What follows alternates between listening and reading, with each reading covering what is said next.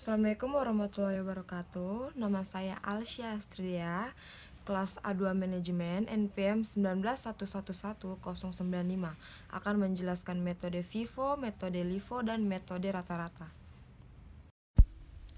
Nah, ini merupakan contoh dari metode FIFO, contoh dari metode LIFO, dan contoh dari metode rata-rata.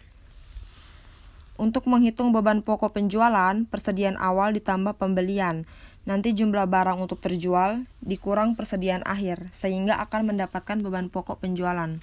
Untuk menghitung jumlah penjualan, itu menambah semua jumlah penjualan dari awal sampai di akhir.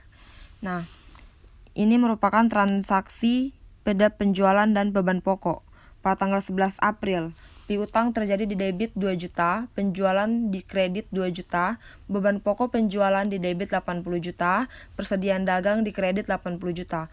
Pada tanggal 30 April, piutang di debit 2 juta, penjualan di kredit 2 juta, beban pokok penjualan di debit 60 juta, persediaan dagang di kredit 60 juta.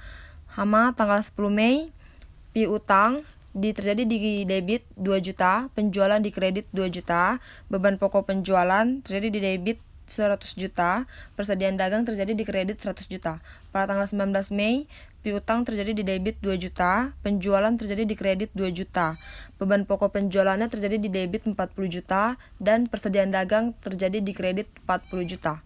Pada tanggal 5 Juni, piutang terjadi di debit 2.250.000, penjualan terjadi di kredit 2.250.000. Beban pokok penjualan di debit 9 juta, persediaan dagang di kredit 9 juta. Pada tanggal 16 Juni, piutang di debit 2.250.000, penjualan di kredit 2.250.000. Beban pokok penjualan di debit 56.250.000, persediaan dagang di kredit 56.250.000.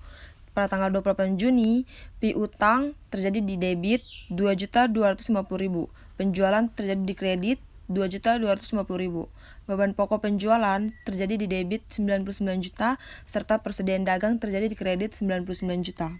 Ini merupakan contoh dari laba kotor. Cara menghitung laba kotor adalah penjualan dikurang harga pokok penjualan. Demikian itu yang saya sampaikan. Selebihnya atas kesalahan kata-kata saya mohon dimaafkan. Terima kasih. Waalaikumsalam warahmatullahi wabarakatuh.